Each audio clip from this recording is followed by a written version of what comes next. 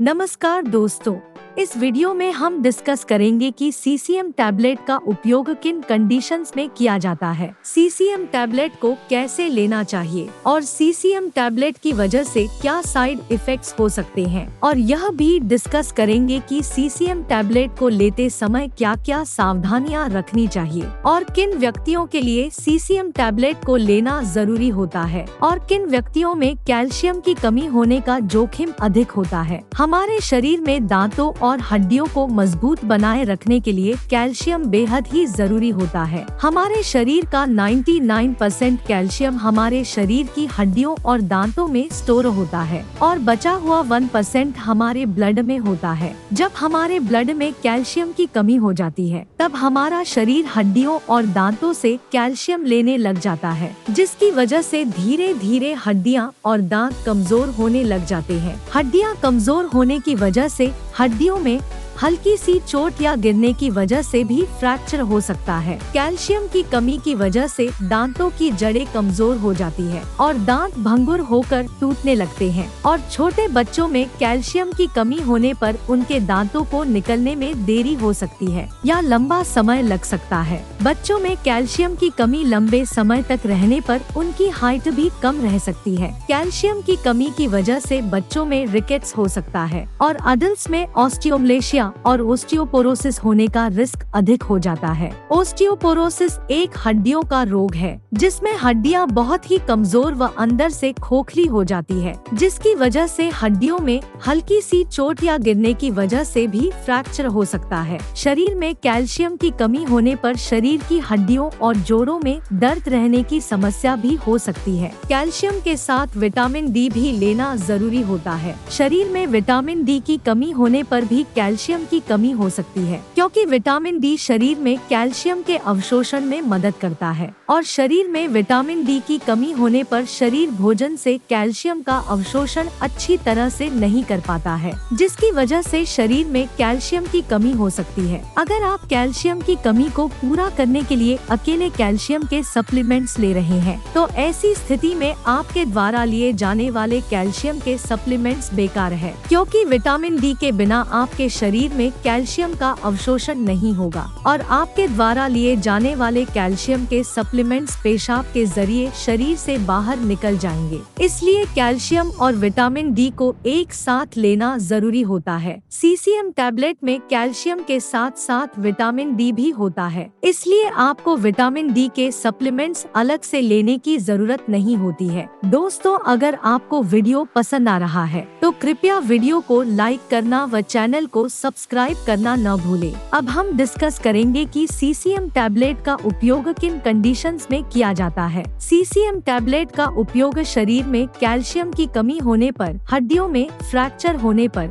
Rheumatoid arthritis और osteoarthritis होने पर, शरीर के जोड़ों, हड्डियों व मांसपेशियों में दर्द होने पर, न्यूरोपैथिक दर्द होने पर यानी नसों का दर्द होने पर, डायबिटिक न्यूरोपैथी होने पर, गर्भवती महिलाओं और स्तनपान करा रही महिलाओं के लिए ऑस्टियोपोरोसिस होने पर, ऑस्टियोमलेशिया या रिकेट्स होने पर, शरीर में न्यूट्रिशन की कमी होने पर, शरीर में दांतों, जोड़ों और हड्डियों को स्वस्थ बनाए रखने के लिए, और जो व्यक्ति मिर्गी या दौरों की दवाइयां ले रहे हैं जैसे फेनोबार्बिटल फेनिटोइन, उन व्यक्तियों को भी डॉक्टर सीसीएम टैबलेट को लेने की सलाह दे सकता है। अब हम डिस्कस करेंगे कि किन व्यक्तियों में कैल्शियम की कमी होने का जोखिम अधिक होता है और किन व्यक्तियों को सीसीएम टैबलेट को लेने की जरूरत पड़ सकती है। जो व्यक्ति शुद्ध शाकाहारी डाइट लेते हैं और दूध, दही जैसे डेयरी प्रोडक्ट्स का सेवन बहुत कम मात्रा में करते हैं, ऐसे व्यक्तियों में कैल्शियम की कमी होने का जोखिम अधिक होता है। इसलिए ऐसे व्यक्तियों को सीसीएम टैबलेट को लेने की जरूरत पड़ सकती है। महिलाओं में मेनोपॉज के बाद एस्ट्रोजन हार्मोन का प्रोडक्शन कम हो जाता है, जिसकी वजह से महिलाओं में मेनोपॉज के बाद कैल्शियम की कमी बहुत जल्दी होती है और ऑस्टियोपोरोसिस होने का रिस्क भी अधिक हो जाता है।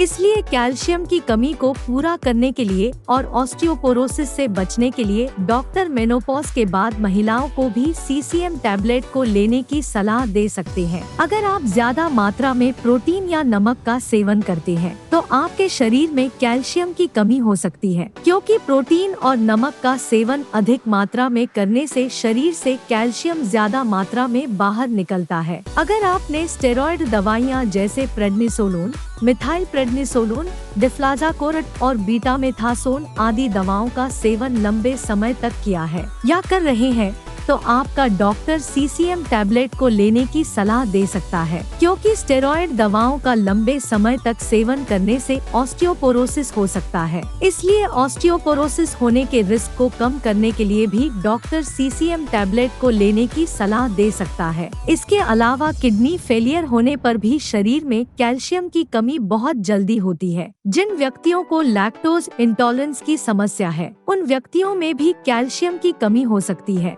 लैक्टोज इंटॉलरेंस की समस्या होने पर व्यक्ति दूध को अच्छी तरह से पचा नहीं पाता है, जिसकी वजह से भी शरीर में कैल्शियम की कमी हो सकती है। अगर किसी व्यक्ति को दूध को पीने के बाद पेट में दर्द, पेट में गैस, पेट में भारीपन, दस्त या स्टूल के अंदर फैट आती है तो ये लक्षण लैक्टोज इंटॉलरेंस के हो सकते हैं। अब हम डिस्कस करेंगे कि सीसीएम टैबलेट को कैसे लेना रिकमेंडेड होता है। सीसीएम टैबलेट को खाना खाने के बाद लेना रिकमेंडेड होता है। सीसीएम टैबलेट को आप हल्के गर्म दूध या हल्के गर्म पानी के साथ ले सकते हैं। आमतौर पर 18 साल से अधिक उम्र के ज्यादातर व्यक्तियों को डॉक्टर सीसीएम टैबलेट को दिन में एक ही बार लेने की सलाह देते हैं। सीसीएम टैबलेट की डोज उम्र, शरीर के वजन और बीमारी की गंभीरता के आधार पर कुछ व्यक्तियों में इससे अलग भी हो सकती है। इसलिए आपको सीसीएम टैबलेट को आपके डॉक्टर द्वारा बताई गई डोज में ही लेना चाहिए। सीसीएम टैबलेट को कितने समय तक लेना चाहिए,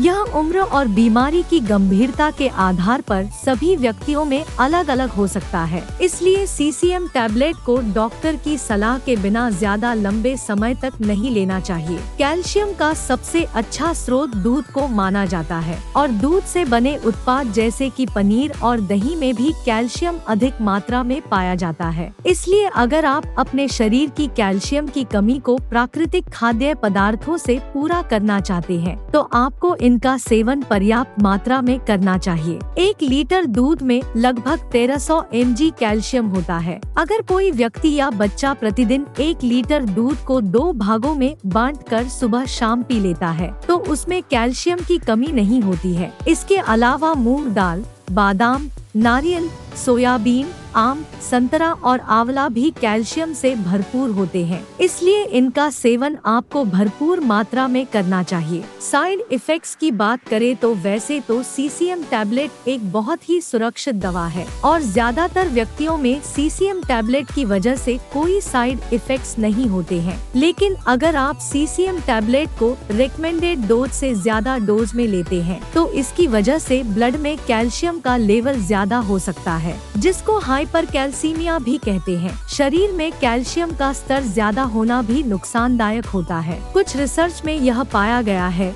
कि ब्लड में कैल्शियम का लेवल ज्यादा होने से दिल से संबंधित रोग होने का रिस्क अधिक हो जाता है। किडनी में पथरी होने का रिस्क भी अधिक हो जाता है। इसलिए डॉक्टर की सलाह के बिना सीसीएम टैबलेट को ज्यादा डोज में या ज्यादा लंबे समय तक लेने से बचना चाहिए। अब हम डिस्कस करेंगे कि सीसीएम टैबलेट को लेते समय क्या क्या सावधानियां रखनी चाहिए। थायराइड की टैबलेट और सीसीएम टैबलेट को एक साथ नहीं लेना चाहिए, क्योंकि थायराइड की टैबलेट और सीसीएम टैबलेट को एक साथ लेने से थायराइड की टैबलेट का अवशोषण कम हो सकता है, जिसकी वजह से थायराइड की टैबलेट की प्रभावशीलता कम हो सकती है। अगर आप थायराइड की टैबलेट को लेते हैं तो आपको थायराइड की टैबलेट और सीसीएम टैबलेट में 8 से लेकर 10 घंटे का गैप रखना चाहिए। किडनी की कोई समस्या होने पर और किडनी में पथरी होने पर सीसीएम टैबलेट को डॉक्टर की सलाह के बिना नहीं लेना चाहिए।